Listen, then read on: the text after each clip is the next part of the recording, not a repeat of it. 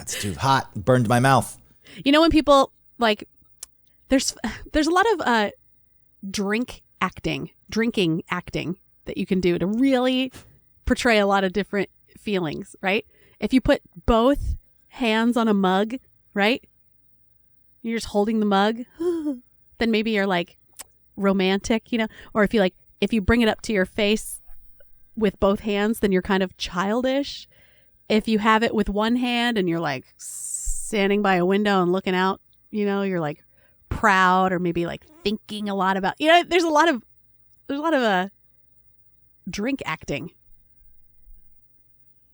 Well, I think you're saying it can relay a lot of authentic things. Yeah. Well, I just mean in movies. But yeah, I guess you could sort of like tell how someone might be feeling by the way that they're holding their beverage. But in general, when you go to a bar, yes, everyone is acting.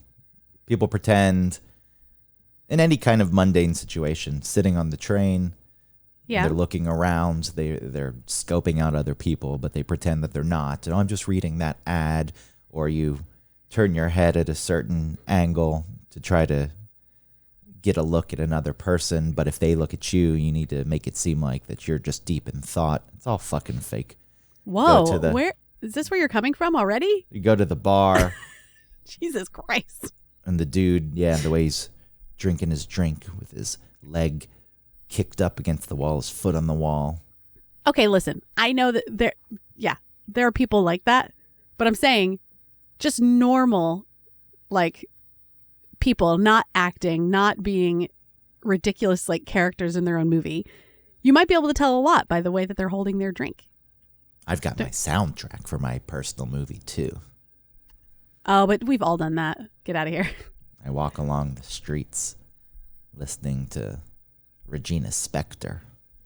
No, haven't you done that? You're listening to something and then you're walking around and you're like, wow, this feels like... Yes, of course. Everyone does that. And it's ridiculous because... It's not ridiculous. It's fun. It's an inflated sense of importance. It's a fun little thing to do. But going back to the acting, sure. That's why it's a difficult gig. You, me, we couldn't be good actors. I know you like to think you would be a good actor, but I've seen you.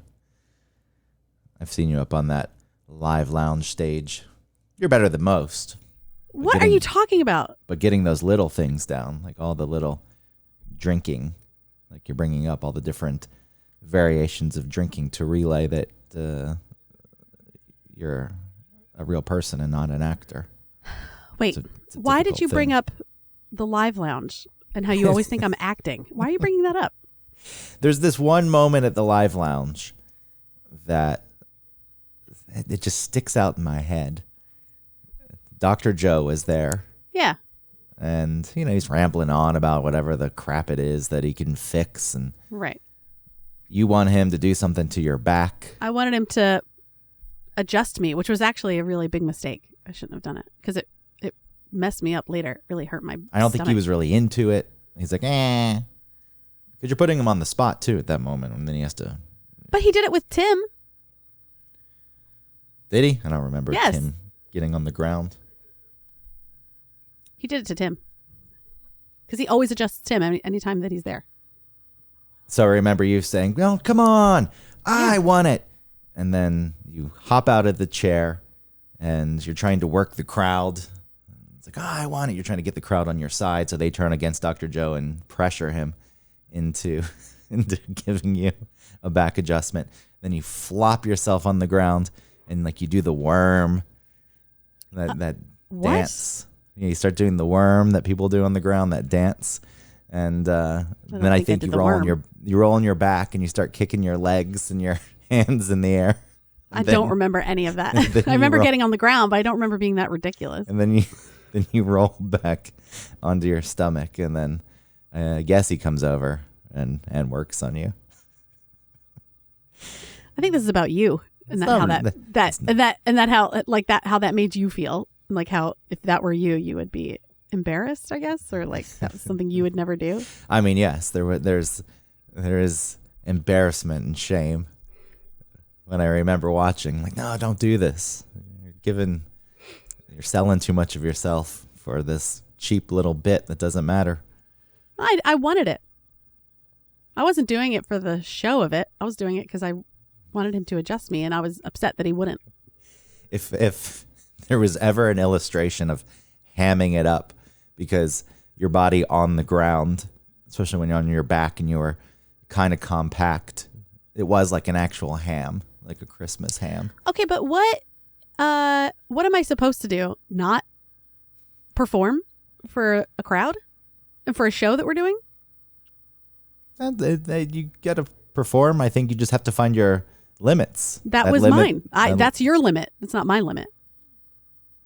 I think there's a line of dignity spelled in big capital letters. So you think that I lost my dignity? I think that you didn't care about your dignity. I didn't feel like I lost dignity. I thought it was fun. It's like this Eric Andre show that people apparently love. Yeah. Well, so you saw. Wait, hold on. Yeah. I feel a little insulted. Well, look, you've stated your case, and if you really believe that you didn't give anything up, and you're not wrong, and that it's just my feelings on it. Yeah. And it's not the universal truth, like I may believe it's the universal truth. Sure. But, then you shouldn't feel bad about this. No, I don't. So, good. We've moved past that. And we can talk about that Eric Andre show where he brings minors up on stage and handcuffs them and pulls down his pants and rubs his crotch on them. Minors? Yeah. Really? Yeah. I know he does wild things, but I've never heard anything about minors. He pulls people up on stage. Mm-hmm. And I know that's quite the accusation to make. And I don't have any real basis other than I had a friend who went and showed me pictures. Like she took pictures. Oh, I know it's a wild thing that he's a lot. He's too much, I think. He's too much. She ended up going with somebody who wanted her to go. So she wasn't too into it. And I know that the fan base loves it and eats it up. So I got a reporting from a person who wasn't necessarily opposed, but just went and sure wasn't a big fan. And she showed me pictures. And there's this thing where he pulls someone from the crowd and then they tie the person up and he fucking pulls down his pants and he rubs his dick on them. And I see a picture of his bare ass because she's showing me this. And the kid who's tied up does look like he's 15. Now, granted, there's zero proof, but I don't think there's any pre-screening that goes into this. Sure. Well, I don't know. Do you think like the venue, you have to be a certain age to enter? There could be that at least, but still. This was at the 18-year-old, if you're, then in no. Atlanta. So I mean, possibly the show could be 18 and up. I didn't look into it. But then how difficult is that to really break, you know? And minor or not. Yeah. You can say you know what you're getting into. Oh, for sure. Even 18 years old. It's like, what are you doing to that? It's like, you're rubbing your dick on me? Yeah. Ew. I guess that people like it. I guess for a fan, it's a badge of honor. Right. Eric rubbed his cock on me. And then there's just a bunch of ranch dressing that's sprayed out all over the crowd. So Eric Andre sounds and kind of, sounds exactly like Lucky Yates. No. Yes. Listen to him. Close your eyes and listen to him. You're talking about the way they speak. Yeah. I thought you just meant like the description of the show sounds like something Lucky would. I think No. Their voices sound exactly the same. And I told Lucky this once and he was so mad because he hates Eric Andre. He said that he's like a rich kid. Which, I mean, sure.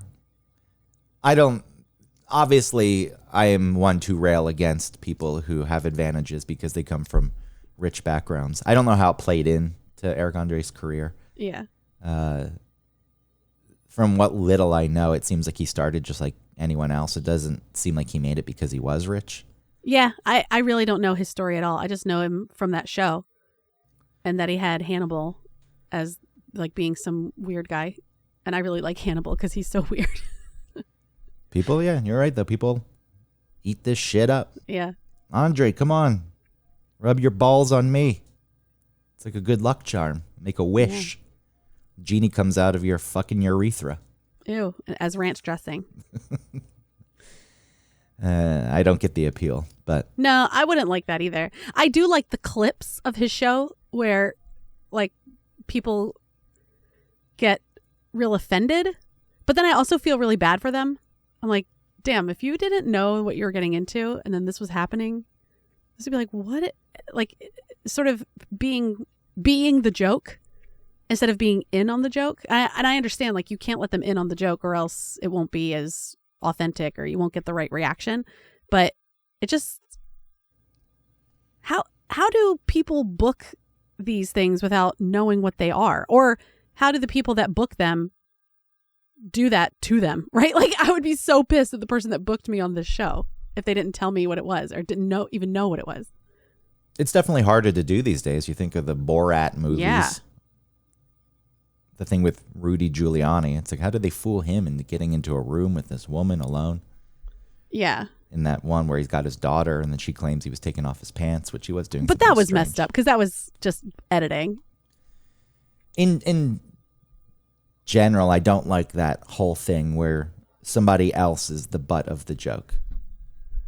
It just, there was a time in my life that I did that when I was working in radio at 99X, and then the morning show would start sending me out on the street. So I was doing the night shift, and that was just my show, and that's fine. And, you know, being younger, you're trying to figure out your boundaries and what you think is funny. And going on the street, you know, there was the one time, I don't remember how it got to this, but it was going to talk to homeless people about what they wanted for Christmas. But, you know, I had like a 40 of malt liquor, and I would talk to some of these people, and like they would have sad stories. I would like to be reunited with my daughter. Oh my God. My life's fallen apart. I never You're thought like, I would be here. It's like, I can't give you that, but I can give you this Mickey's malt liquor. And you just have to go for it. And then I would say, but you have to earn it. So take my recorder. You go out. I have this football here. You go out for a pass. Scream, I'm open, and I'll throw you the football. And if you catch it, then you get the malt liquor. Yeah. And now, granted, the person didn't need to necessarily take the recorder and run with it. And this one guy did. And that's not too egregious. That part's not. Like, the running with it, it is fine. Yeah. It is kind of like, that's not like take this, your pants off and shit in this jar. I know, but it's still perform this trick to get like this thing. Like, you're this a fucking person, it seal dehumanizes them. or a dog. Yeah, it's shitty. Yeah. If I just said, hey, go out for a pass, run with the recorder, it could be funny to hear you hustling and the leaves rustling and you screaming, I'm open. But, you know, you're exploiting people. Yes. And it was crap. I didn't feel good about it. And how long did you do that type of thing? I only did it a few times. They got angry with me because at some point I did start setting things up because I didn't want to put people on the spot and catch them off guard with these gotcha moments, making you look like a fucking idiot for the entertainment of, you know, the listeners. So there was some audio where I had started rolling early and I was heard giving instructions to people. Was it a good segment though? Did it end up going well? I think what I got was fine, but I forget who was producing at the time. Jenner. This was, you know, I think after maybe Toucher was still around.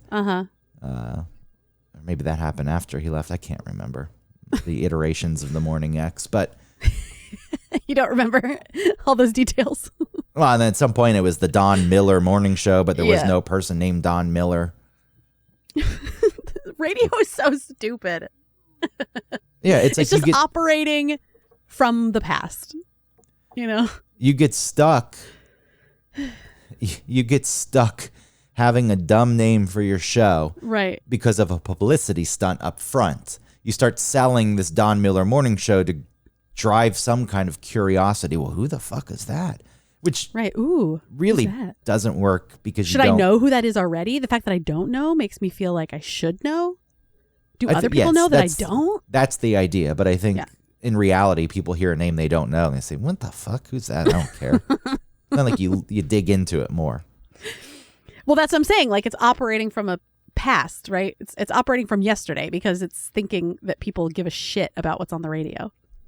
And like people are up on the radio, you know, ooh, what's happening? Ooh, the station has a new one. It's like, okay, nobody gives a shit. If it was the Michael Jackson morning show. And you're like, oh, no, there's no way it's really Michael Jackson. He's back. He wouldn't Is this do before such he a died thing. or after? This was before he died. Okay. And there's no way. Then maybe you get some people to tune in, and then it's just some guy named Michael Jackson. Right. And he's actually super boring. He was in accounting. He has like no radio training. But with this Don Miller, then you're stuck with it. You're like, surprise. It's just we moved Toucher from nights to mornings. Yeah. Why is it called that? Now we're stuck with this show name. And we have to explain it every time. Why is it called that? And then you get stuck in that explanation. That naming thing, it made me think of, the sort of assumption that I think we're all making that when Eric eventually retires, that it'll be me and Tim and Jared. Like none of that has been explicitly explained or said. That's not at happening. all. Are you kidding me? Does anyone actually believe that? Yes. Because that's what they were sort of like getting us to do when Eric would call out sick. It was like, let's get you guys together and sort of make that happen. But like I said, that's all assumed. No one has ever said it. I do not buy that for one second that is the plan. No offense. What do you think the plan would be then? No offense. I just don't think. No, it's okay. Those kind of shows need someone with an outsized ego to really own it. And I am the name on the marquee. I know we mock that, but yeah. It works when there's a person. Think of all the other hosts. Yeah. Whether or not they're good. No, they all have. Yeah, I see what you're saying. You don't think it would be that? Because what about Mark Arum? I guess he has a pretty big ego.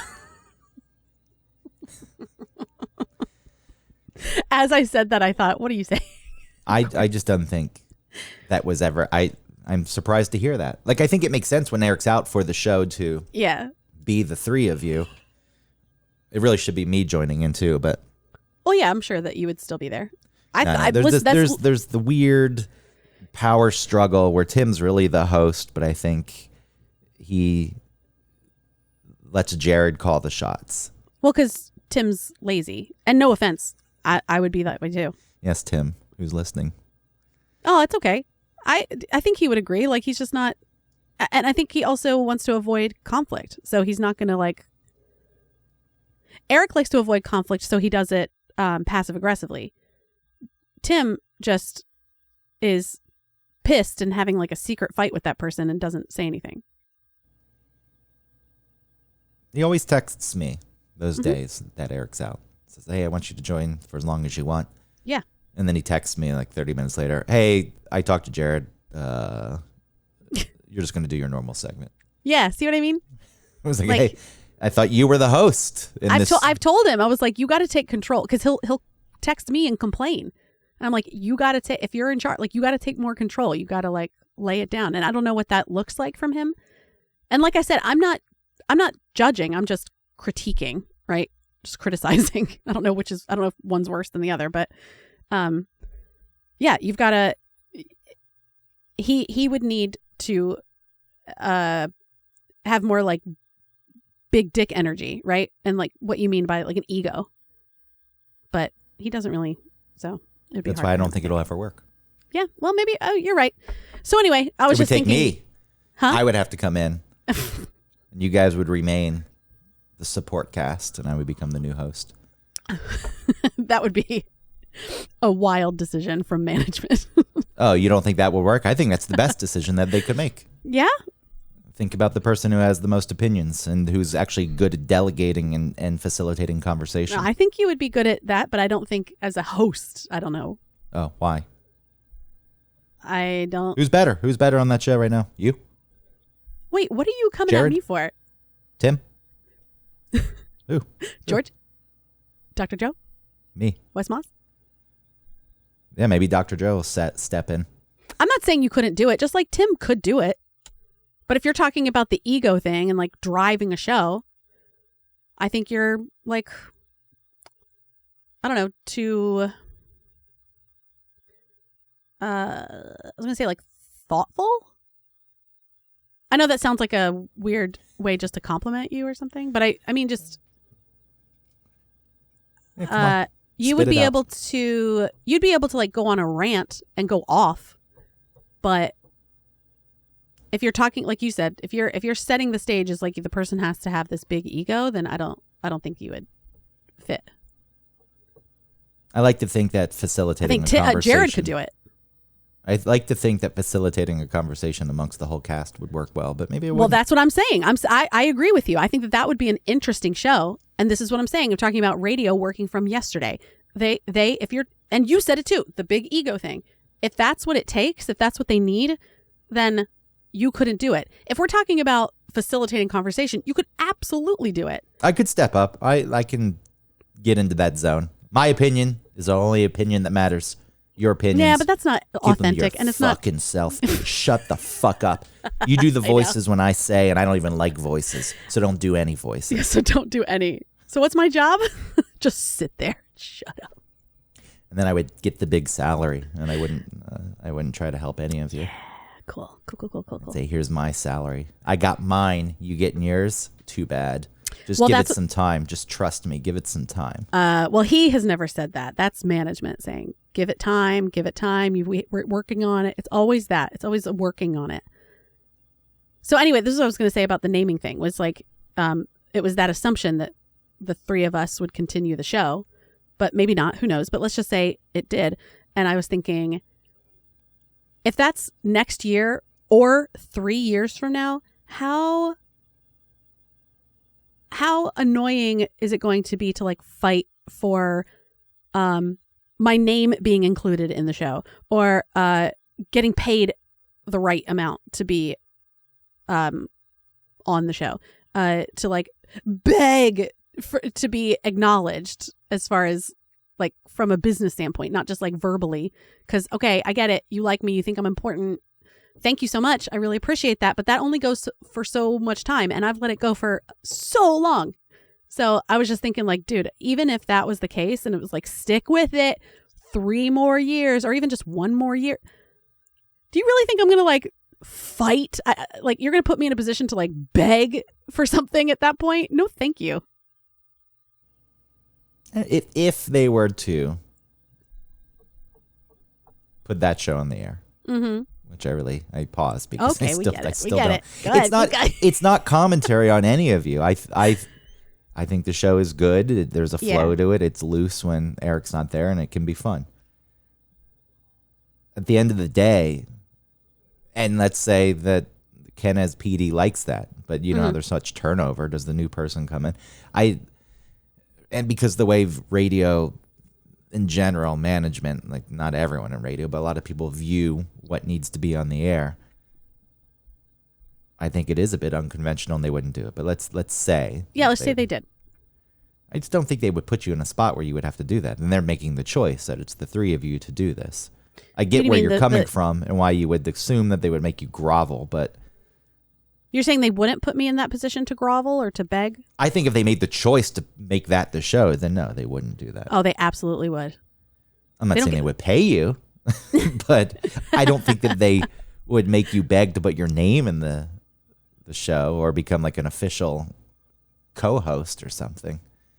I don't try. The thing I think maybe the overarching point is that they've lost my trust because I have trusted for so long. And I've only gotten like little breadcrumbs. Oh, they've breadcrumbed me. I've been breadcrumbed. And now it's time for the reward. Or just, oh my God, not even a reward. Just the same. Just don't take money away, you know? At the very least. So. That's pretty insane. Here's more work. Here's really less pay. Insane. Yeah, absolutely. And I don't give a shit. Like George is not getting paid for that extra hour that we've started for the whole week. So he's working 5 extra hours a week, which I know is not a lot, but when you get paid a certain amount, you know, it's also illegal. So I feel like you're not supposed to talk about it. You know, I even like texted the group about I'm making $600 less a month. Like I don't give a shit. Like I kind of got worried. Oh, you're not supposed to talk about it. Fuck you. I'm talking about it.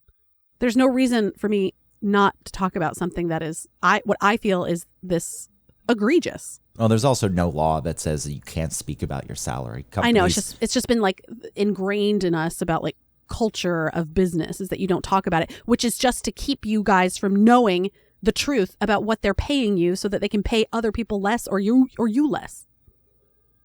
It's always been like that. The fact that people do buy into it, because there's still a lot of people you come across who don't want to talk about their salary. Oh, dude, I asked Tim. I said, how much do you get? Like, would you mind? Like, would you tell me? And he was like, no, I don't even tell my wife how much I make. Well, I mean, at some level, maybe he's feeling embarrassed too. Sure, probably. But I was just telling him, like, we could do this together, and then I would have. But that's what I'm saying. Like, nobody. He was a regular guy. You weren't a regular gal. I guess. No one is advocating for me. And then when I try to advocate for myself, I'm just so powerless. So it just feels so frustrating. I'm feeling less and less sort of like hurt, like my feelings, like disappointed. I'm feeling, I still feel very disappointed, but now it's like, okay, got it. Like I guess I'm going through like the stages of grief. It's like acceptance or like something. Because I am feeling better about it, because I guess I'm trying to do something different. So you have to have something that they deem valuable, and you have to threaten to take that away. And I just don't think that you or anyone else is really in that spot. Eric is the only one. The value, they've told me so many times my value. They say with their mouths a lot of things about me and how wonderful I am and how well, great then if and how you important. believe that that's the truth, you got to. Oh, we just can't, it's like our hands are tied. They, we just can't. Like, we would. I know, then that Believe me, gets we you would. to the point where you have to call it, it's a bluff or not, and Yes. say, okay. And then if everything you're saying is true, then I'm going to take away the one thing you say that is valuable. Right. Well, that's the thing. So I can't do that without having something, like, because I have to be able, they have to be able to call my bluff. And no, if I'm not really bluffing. in a position, You can't be bluffing. You have to be that's ready right. to do it. I guess you're right. I can't be bluffing. If you're bluffing, then it doesn't matter. They will call it and they'll say, Right. yeah, okay, whatever. You have to actually be ready to leave. Yeah. So I'm preparing for that. I'm trying to prepare myself for that. I've just always viewed it as, on some level, I'm not saying Ken or anyone who actually manages the station doesn't find value in the show, but one level up, I don't know. I just have always thought that there are people like none of those other people on that show are needed. Get rid of them all and just keep Eric. Yeah, I can't speak to that. I don't. I mean, the people above Ken, I think, don't feel that way, but maybe the people above them. Oh, but isn't there someone above that is a fan of our show? I have no clue. It doesn't really matter. It's more that, yeah, I have to be in a place where I'm not bluffing. And then if they let me go, I will not be surprised, because that is how they've treated me the whole time. And then also, not only, like, let's say they deliver. I don't know if I'd want to stay, because the hours from, like I said, in the summertime, 3 to 7 is not that big of a deal. The kids are here. And then when, like, on the weeks when the kids aren't here, it's like not an issue at all. It's fine. But, well, it is a teeny bit of an issue, because, like, I have trivia nights and I have to broadcast from my car on Wednesday, whatever. But when the kids are in school, it is very difficult.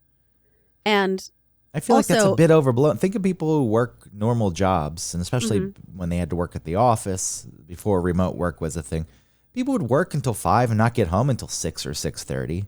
So they would leave in the morning, be at work at 9, leave at 5 if they're lucky. Most people work longer, and then get home at 6 or 6:30, 7. So it's kind of the same. So I hear you. But and they're I'm not saying, young. Yeah, but people did this all the time. I appreciate you bringing that up, because I don't think that I'm special, but maybe I am talking about how that's all right. Yeah, I hear what you're saying. I just feel like were people really getting home at like 6:30? Yeah, so let's say you But work maybe in like downtown one Atlanta. parent was getting home, and maybe there were 2 parents. True. And there's certainly a different dynamic. Yeah, because if one person needs to do that, that's fine. The other person picks up. But there's still been plenty of, after school programs existed for a reason. Like, I'm going to sit here in fucking this cafeteria. And I always felt so bad for those kids. Right. I don't want to do that. I won't lie. It's like, God, you have to hang around school. I'm going home. See ya. But that's because my mom didn't work. I mean, I don't want to do that with them. I want to see them. And, okay. Also, I see them. It's not like I'm with them normally, every week. I only see them every other week. So if you think about, they're in school. They're in school, and then they get home and it's like 2:50, and I get like 30 max minutes with them. And then I'm in my closet until 7. I do come in and out.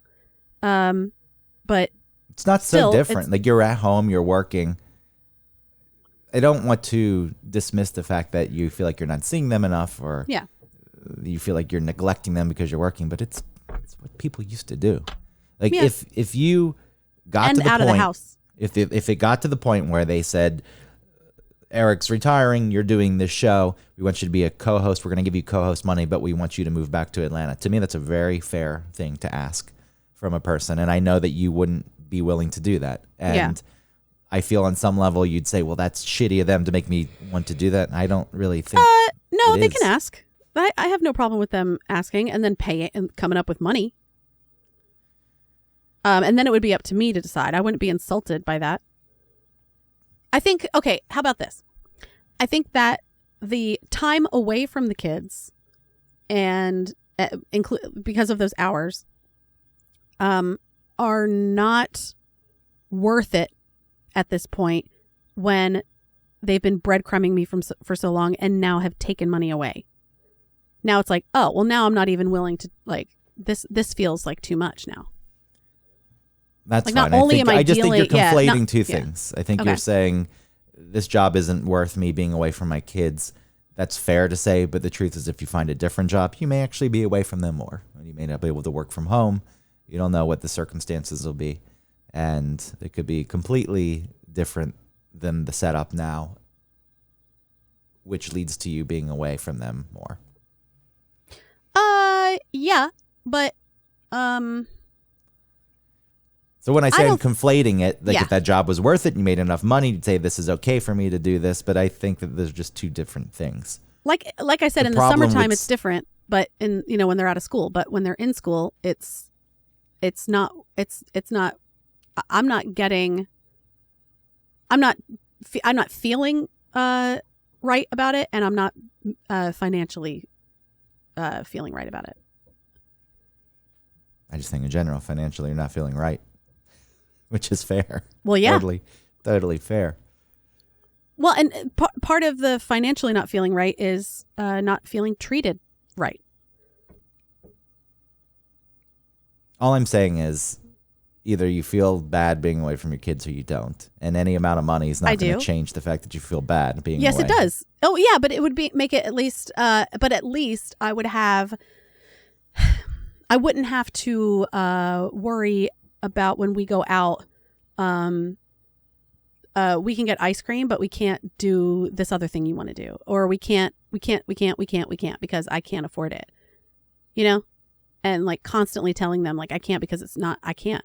Like it would be cool to just be like not to give them the world. Obviously, I'm not trying to give them everything and like spoil them, but it would be nice to like be able to take them on a vacation or like just I mean, financial stuff is stressful and it makes me feel stressed. And then maybe it's hard sometimes when you're with the kids and your patience bucket is very low. And then you've got this sort of hanging over your head about like money. And, I'm going through my budget and I'm like trying to figure out it's just a lot. And I don't, it's not just one thing, right? It's not just, I want to spend more time with the kids. That's not the only thing. It's a combination of so many things. The time that I've been there, the amount of time that they've told me to just like, hang on, kiddo, like You gotta like you just gotta, hang in there and wait and like, and then how that's never been come to fruition. Hang on there, middle-aged-o. You were a kid when you started. Yeah, I'm a kid to them, I guess. But again, it's like, dude.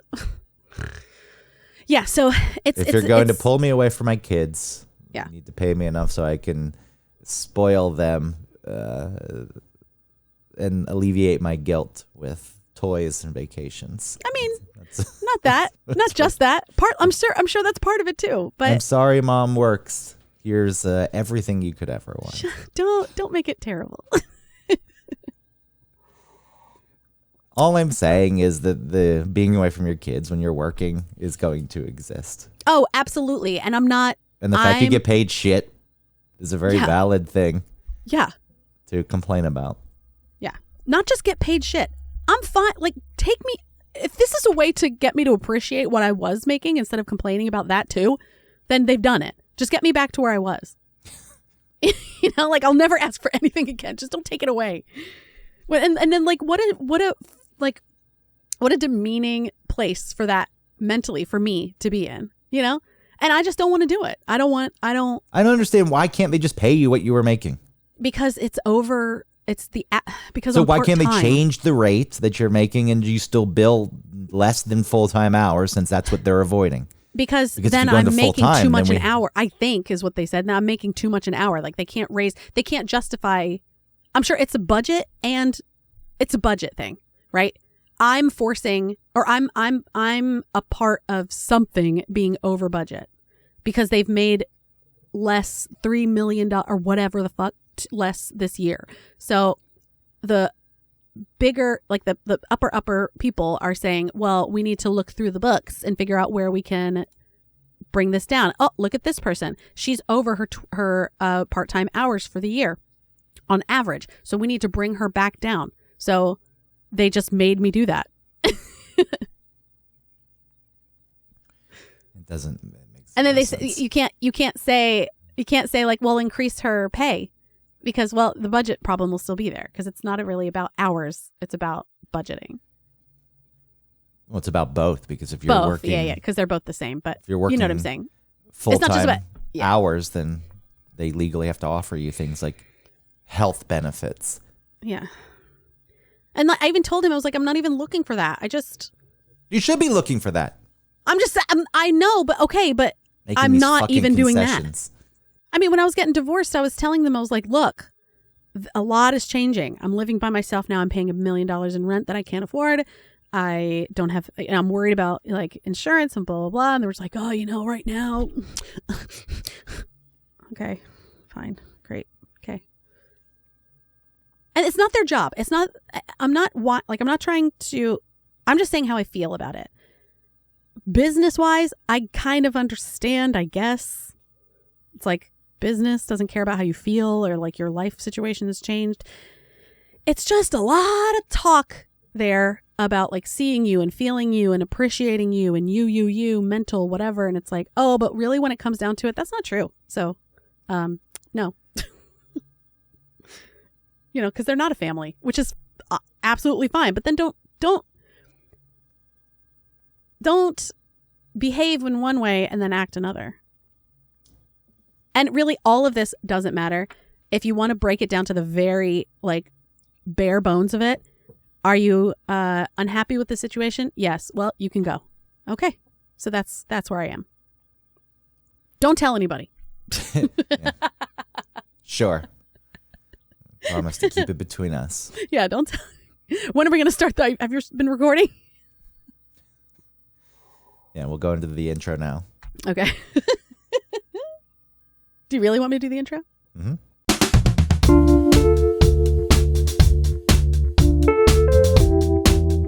Welcome to One Topic, where we stick to one topic. My name is Autumn Fisher. My name is Greg Russ. It was the 4th of July yesterday. How about that? Oh, it sure was. Look at that. 4th of July. Did you see the fireworks? Oh, I did. I saw the Jersey City fireworks presented by Grucci. What is Grucci? I asked the same question. It's like, what the fuck? Gucci with a typo on the website? What is this? Yeah. No, it's the Grucci family, who's the big name in fireworks, apparently. Ah, the Grucci's. Hey, I know a guy. I know a Grucci. It's actually a nice spot to go to because you go to Battery Park City in Manhattan, and Jersey City's across the river, and it never gets too crowded because everyone goes to the big Macy's fireworks. Oh. And it turned out yesterday they moved the Macy's fireworks from the East River back to the Hudson River, which, for anyone who isn't familiar with the geography, that fucks over Brooklyn and Queens. It's pretty much saying, fuck you all. You're not going to be able to see the fireworks from your boroughs now, but Jersey's going to get to see them. Oh. It was a strange move. They haven't been on the Hudson River since, I don't know, 2010? Why'd they do that? Did they say why? I didn't look into why, but they moved it back over. But turns out you could see both from where we were yesterday. And it was nice because cool. A lot of the crowd didn't expect to be able to see. They were a little more in the distance, but they were close enough. The big Macy's display, which, I don't know. I guess they televised that. Oh, I've never seen fireworks on TV. I think that I've never tuned in to watch them on TV. Well, apparently you don't even get to. I know it's strange enough to watch fireworks on TV, but yeah. Apparently it's just peppered with a bunch of weird musical performances. It's like, here's a famous person singing their famous song. Huh? It's not like patriotic songs. It's not like God I have no clue. Bless America. I have no clue, but that should be the Star Spangled or the. That should be the what the fuck is it called? The national anthem. That God bless America. Why? I don't know. It's nicer sounding. No, Francis Scott Key's never going to get his bridge back. I'll tell you that. From the lakes of Minnesota. When they rebuild that bridge. Which bridge? The one that got knocked down. In Baltimore. I Dundalk. It is not going to be called the Francis Scott Key Bridge. I guarantee it. Why? Was he so bad? And sure. Just everybody was bad. By living during that time alone. You're fucked. You were bad. And there's going to be a huge movement to rename the bridge. And if they do add his name in, it'll at least be hyphenated with some prominent person of color in the Baltimore area. It'll be the I don't even know. And in general, I don't give a shit. AOC Key Bridge. No, she's not from that area. That would be here. I know. I just couldn't think of anybody. They would rename one of the bridges here to the AOC, which still people never call it, like the RFK Bridge. Yeah. That's a real bridge. It's the Triborough Bridge. Nobody calls it the fucking RFK. Or the 59th Street Queensboro Bridge. It's supposed to be like the Ed Koch Bridge. Oh, Koch or whatever? Yeah, I just like pronouncing it like Koch. I know, okay. Yeah. I just couldn't figure out who it was for a second. I had to do your translate. Nobody says the Ed Koch Bridge. Yeah. The Battery Tunnel. It's like the Hugh something Carey. Who fucking knows? Hugh Carey? Who dat? I don't know who it is. It's important enough to get a bridge. Let's see who it is. Former governor of New York. No, it's a tunnel. He got a tunnel. Oh, tunnel. Is that cool?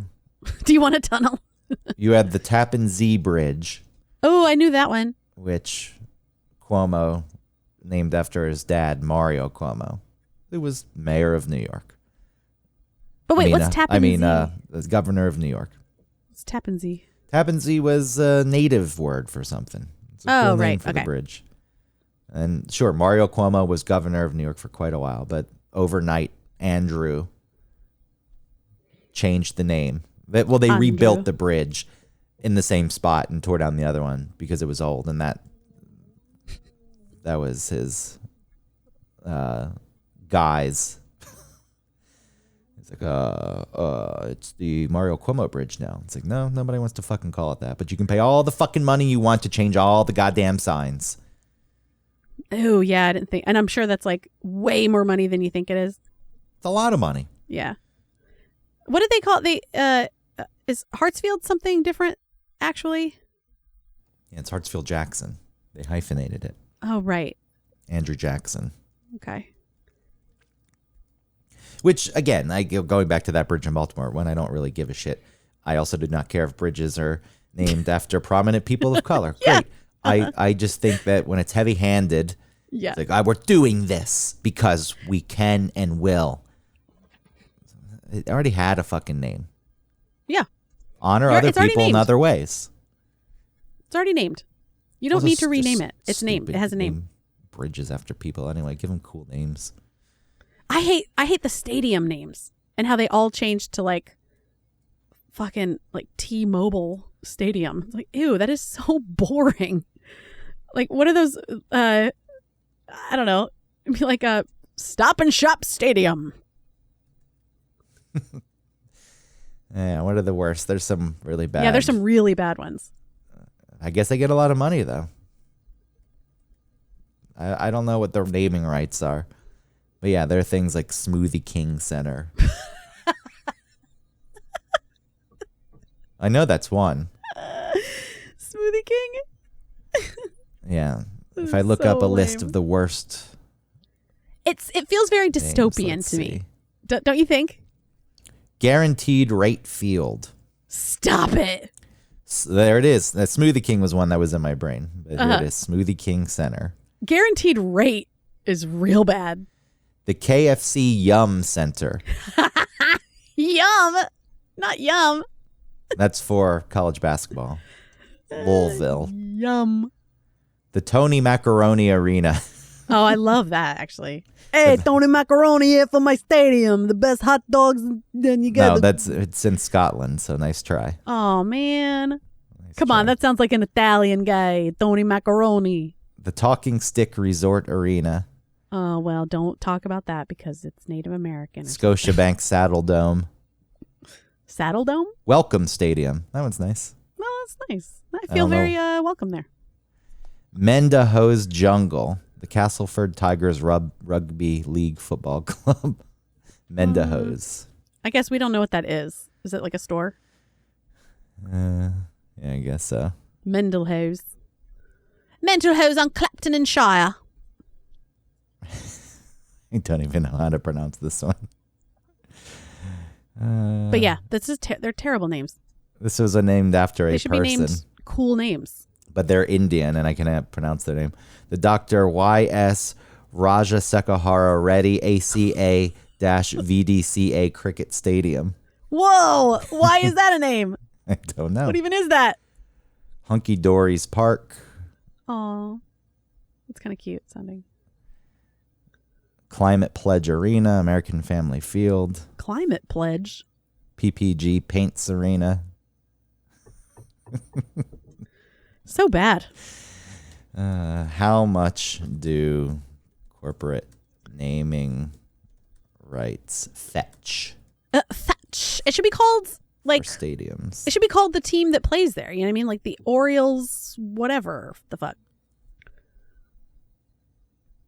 Well, Or just something to do with the city itself. You know, like Camden Yards is still Camden Yards, right? see, that's a cool name. Should be like Philadelphia. Should be like cheesesteak Philly, cheesesteak Field. You know, whatever. Just something to do with something, and not just a company. That's why Or the Braves. even just like a phrase, like McDonald's sponsors it, so it's like ba-da-ba-ba-ba stadium. No, that's dumb. Yeah, but what was that other one? Guaranteed rate. It's just as bad. That's why the Brave Stadium Turner Field was a good name. It was named Great after name. Ted Turner, who did a lot for the team, Yes. and then they Speaking of like bridges, They like being decided named to after move to stuff, Cobb it's fine, County. but the stadium has made that. I feel like they moved to Cobb County, and they claimed that it was still Atlanta because it was unincorporated land, and so they just slapped on an Atlanta address. And I said, "You're fooling no one. This is insulting. How fucking dare you?" But the battery's so cool. You can go get drunk before the game in these cool restaurants. You can hang out like at a mall, kind of, while you go.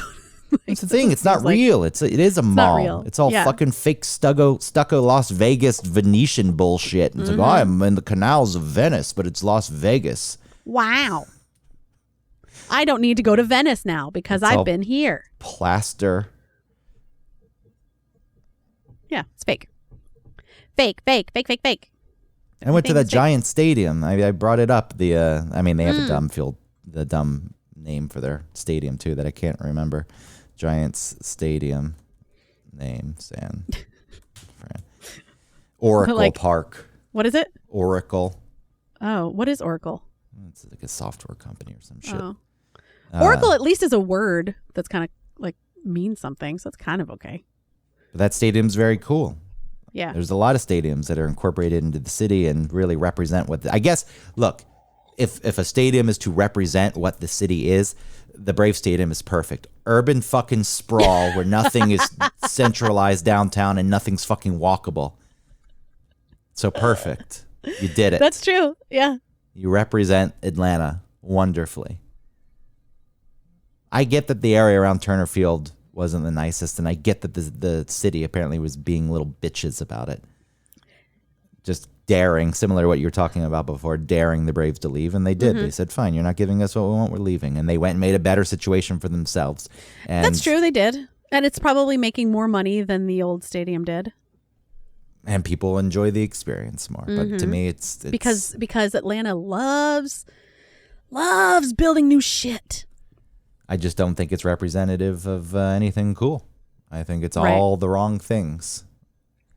But at the end of the day, if it's about making money and people, not having to feel scared because there's homeless black people around, then great, they got what they wanted. Guess what? You're in goddamn Atlanta. What do you think is going to happen? Do you think that you're not going to see black people around? I remember being in promotions, and we were in Centennial Park, and I had been there all day, and then like the person that came to relieve me came, and he was like, "Gets pretty dark around here." I was like, "What?" I didn't know what that meant. And then I figured it out. I was like, "Oh, you jerk."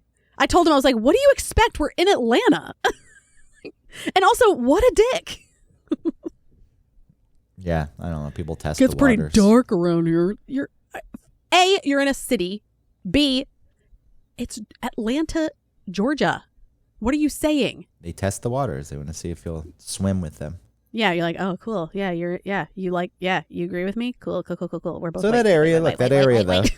that area around the Turner Field there and all the fucking parking lots, it was soulless. I don't. The That's true, but you could get it, to the stadium easily. I know people were freaked out about going into underground, and underground was really depressing, but it was easy to get to the stadium in and out. If you lived in Atlanta. No, even if you could drive into the city. You could go to you could take the train into 5 Points and then walk through underground and then It's not about getting to the stadium. Get to a bus. It's not about because take the getting bus to the stadium. No, it's not about getting to the stadium because the stadium where it is now fucking sucks too. There's no parking. Yeah, but they around. built that special road, didn't they? That's like separate from the highway. There's all of the arguments against the old stadium are very valid, and I can't deny that exists. And if the city forced the Braves' hands, then fine. Yeah. I just hate that it's so far away from the actual city. And you go to the stadium, and it's like it's nice, but it's not special. Do you mean like it's convenient and? I just mean you go in and it's like, all right, this is nice, but there's Camden Yards, which kicked off the whole baseball stadium renaissance, where teams before were playing in these cookie cutter stadiums that were multi-purpose, so you could have football.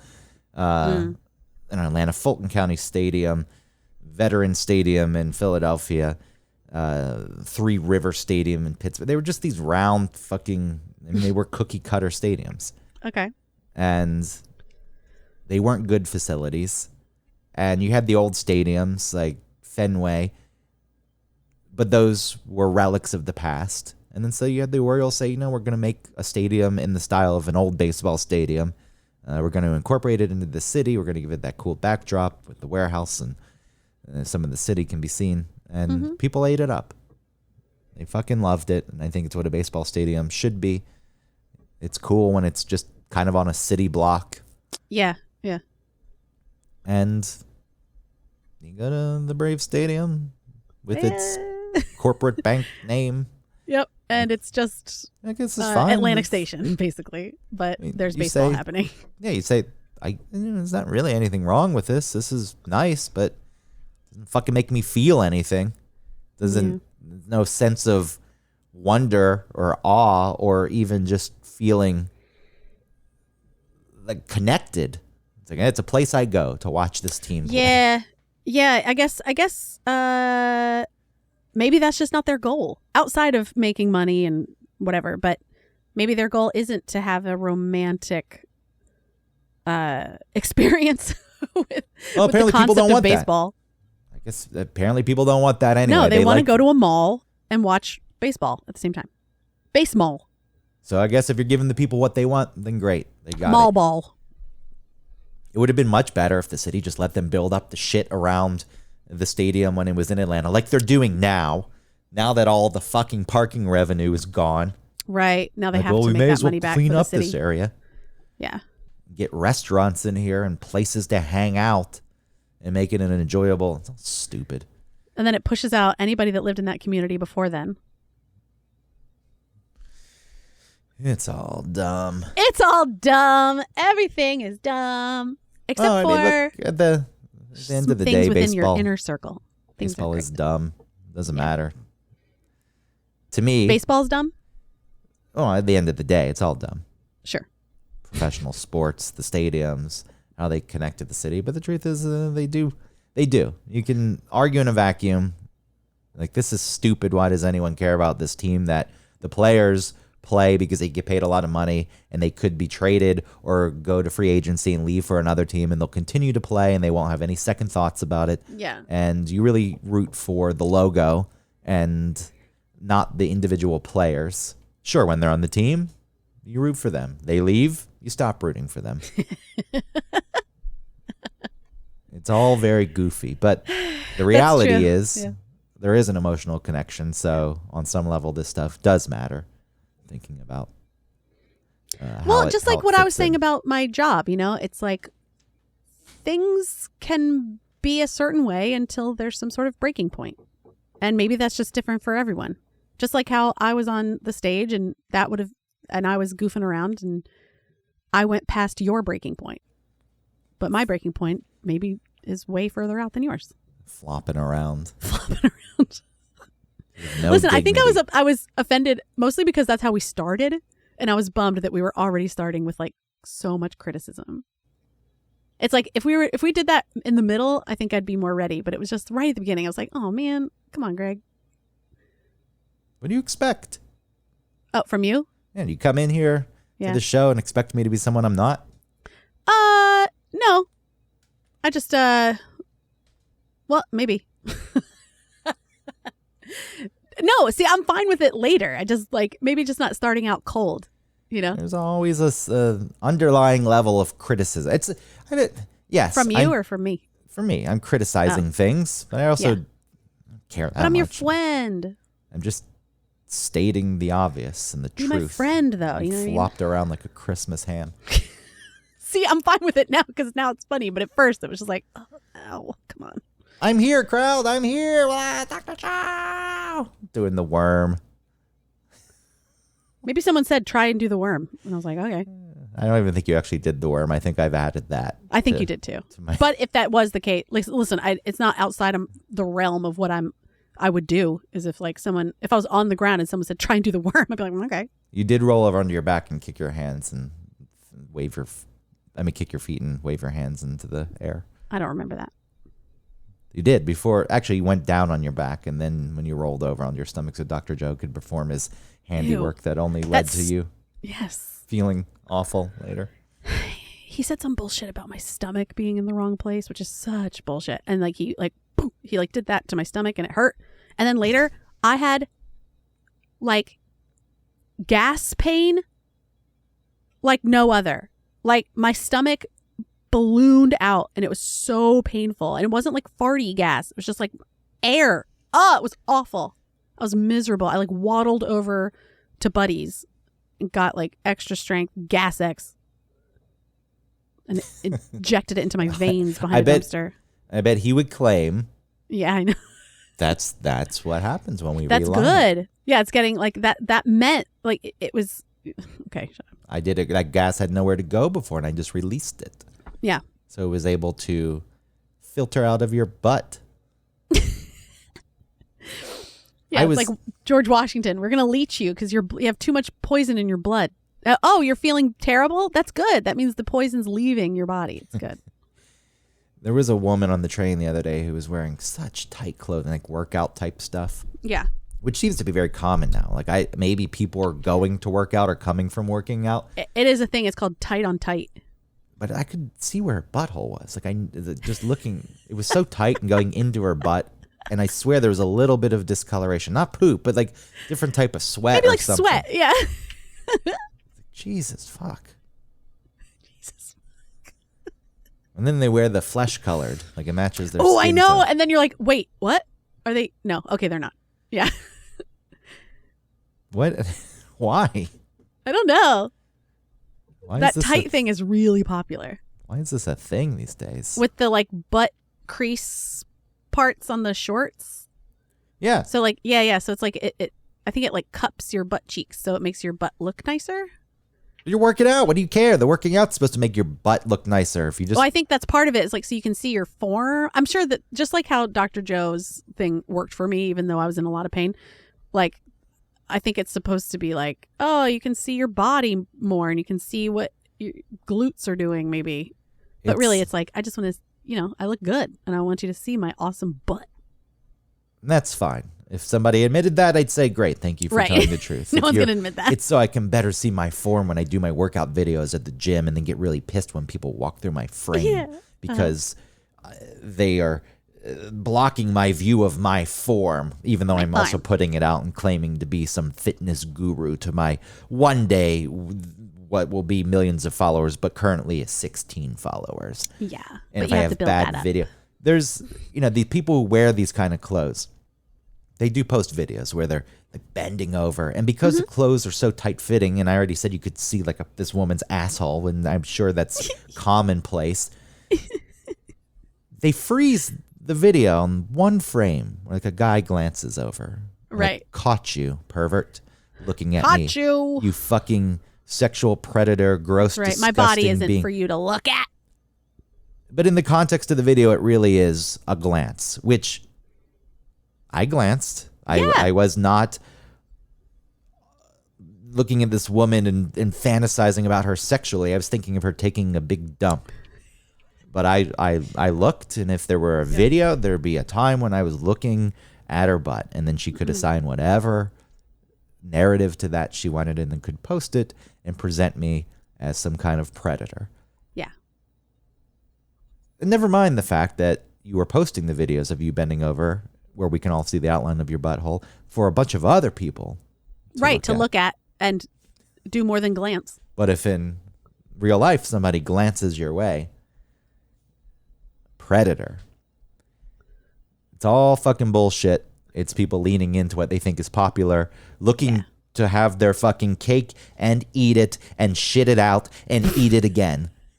It's like, what's popular these days? Well, it's like, how can I get attention?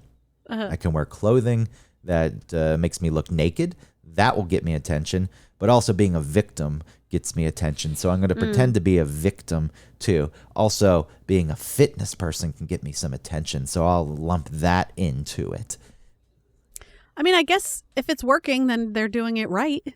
And then posting this all online is how I'll tie a bow on it for the ultimate attention of the package deal.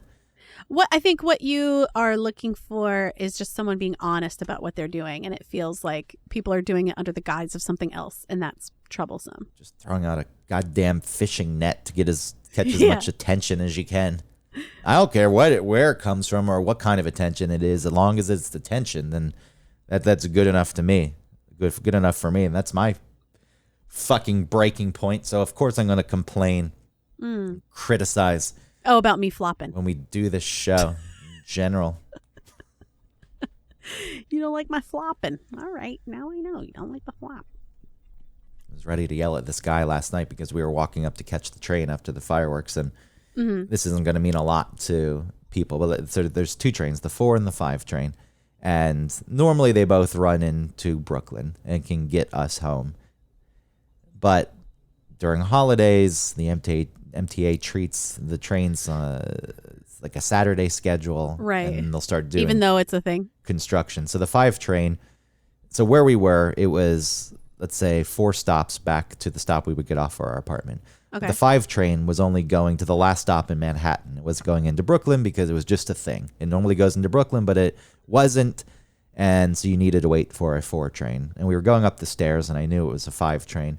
And this guy was like yelling at people and pushing people because he heard the train up there. And that's fair. He didn't know what train it was. Oh, because he was running for it? I did. He was wanting to get the train. And he wasn't going to get it, even if nobody was in his way. He was too far away, and it pulled away. And then he started just yelling, people in the fucking way. I was blocking. And took every ounce in me not to say, you would have been on a fucking 5 train, dude. You would have gone 2 stops, then had to have waited for the same train you're going to have to wait for here. And the next train that came was a 5, and he was making a big deal and huffing and puffing. He's like, I missed my fucking train. And I told Christina, I said, we're going to see that guy in a couple stops down the line because he has no fucking clue what's going on right now. He's throwing his goddamn fit. Yeah. And we waited 9 minutes for that 4 train to come. And once we got to that station where the 5 train was ending, right. Look who fucking got on the train. Was he still like stomping around and being upset? Yeah, I think. Or he calmed down. I think somewhere in his mind, he still thought that first train. He didn't know what train that was. Yeah, it wouldn't have gotten him home, but I think he didn't know. He thought it would, right? Yeah, so he still probably was angry at the people who made him miss that first train, and then they made him. Oh, and now he's stuck in. Oh my god. But when he walked on, he had like AirPods in, and I started mocking him and laughing pretty loudly. It's like, well. Look who's gotten on this train. Christina didn't like that. Yeah, I bet. She was like, you're putting me in danger. She said, you need to learn to whisper. And I said, I know how to whisper. I don't want to whisper. Yeah. How does she not know that? That's not what you're looking for. I want this guy to fucking feel embarrassed. I want to shame him. Yeah, but do you think that would really, like, even if he heard you, right? Like, what's your real goal is for him not to hear you, but to be loud enough so that you seem like you're not afraid of him hearing you. No, on some level, I want the people to, like, there's people who don't have AirPods on in who I say things. And you still fuck with them a little bit? I mean, it's, look, I will be beaten up. I will be stabbed. That's what I'm saying. Like, I wonder what would happen if you really got caught. Well, I have my knife. If she really wants to come after me, then we'll get into a little fight, a little tiff. Yeah, but when you have your knife, are you really prepared to, like, stab somebody? If they come at me. I mean, yes, you have to be prepared. But wouldn't you be so scared? I don't know. Like, that's what I mean. Okay, look, like, let's say you do it, and you're feeling good about it, and then they call you on it. And then what are you going to do? Like, hey, man, I'm sorry. I was like, would you immediately back down, you think? Nope. I would double down at that point. Yeah. Even if that's the dumb thing. If that's the dumb thing to do, which it probably is. Yeah. I would not apologize. I would not back down because I'm not doing these things to unsolicited or for no reason. Right. Normally the person is acting unsavory in some way, and I am the person who's calling them out. So there's a principle behind it. A greater good. And if it cost me my life. Some vigilantism that you have going. If it cost me my life, at least I made a point that nobody will remember. No. And won't change anything. But it'll be an example of what not to do when you're confronted. But no, I couldn't back down. But you're right. I really bank on the fact, and it's stupid because a lot of people are confrontational. Yeah. But I bank on the idea that most people don't want to take that next step. Right. So, I don't know. I'm lucky, I guess. That's why Christina's like, could you not? I'm lucky at this point. Yeah. The only Especially time I've living in New York, full of crazies. I mean, there's been a few times when I've gotten into altercations, not because I said something first, but I feel like you can't back down. If you're gonna do it, you gotta go through with it. You make eye contact. You don't break it. You don't blink. Right. That subconsciously relays something to the other person. Like there was a time I was just in a 7-Eleven and a guy came in. He was a homeless guy and he was in the area for the weeks leading up to it. But he was pretty aggressive. When people wouldn't give him money, he'd start screaming. And he came in. And I was like, God damn it, this guy. And he just started yelling at everyone in the line. And people like looking away. And I made eye contact. So he honed in on me. And I was like, I can't fucking break eye contact now. You gotta, now. Right. You've started to participate in this dance. As he was yelling, some of his spit flew into my eye and I couldn't blink. I was like, well, I just got to hold this hold this gaze. And he just yelled, and then he went on his way. Okay. But you just kept staring at him? I didn't say anything. Ooh. I like that tends to be my approach. If it's not me yelling at someone first, which hasn't happened. And you're right, I should stop. Christina's right, I should stop. Yeah, especially with Christina. If you want to like do it play on my like own. that. Yeah. Don't do it when she's around. There was like a guy blocking the door yesterday, sitting on a fucking bucket. And What door? To the subway. Oh, uh-huh. They open up and you can't get on because he's sitting there. Yeah. Yes, people stand in the door, but at least they can turn and you can squeeze in. Yeah. So I walked and they're down. standing like they seem to have some business there. Like, not just sitting. So we walked down to a different door and I got on and said, wish I had a bucket to sit on. Bucket man blocking the door. Oh my God. Bucket man. It's just fucking rude. Absolutely. It is rude. But outside of those instances, if somebody, like, I find not speaking is better. You start yelling, then it really riles them up. But if you don't say anything and just stare at them, I don't think they know what to make of it. That makes sense. I mean, I would, yeah, it's like crazy on crazy. Yeah. But, it's breaking point apparently is going to be our topic. Who knows what their breaking point is. Point break. Then they attack you and bite your neck or some shit. Oh, yeah. And that's how the zombie thing starts. Even though... All right, on that note, whatever. All right, everybody. Thanks so much for listening. Okay, bye. Bye. Yeah, it's a holiday episode, so will you even really listen to this one? I don't know. They tend to not do as well. That's okay. It was a good topic, I feel. But don't forget, the podcast exists when you're going back to work on Monday or whatever. Yeah, they will. You can listen then. Promoting a show to the people already listening to the show makes no fucking sense. That's all right. You're doing great.